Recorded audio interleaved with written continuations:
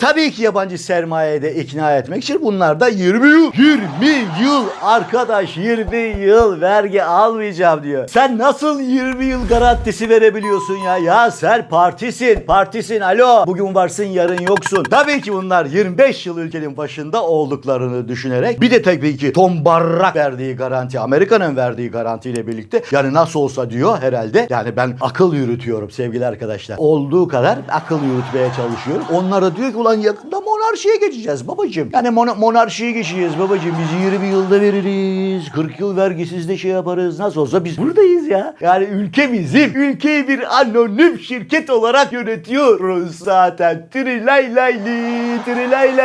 şeklinde hem oynuyoruz istediğimiz gibi at koşturuyoruz ülkede falan diye düşünüyorlar tabii ki. Ya sen gittiğinde bu halk ne olacak? Kendi halkının vatandaşına peşine düşmüşsün böyle yakasına yapışmışsın.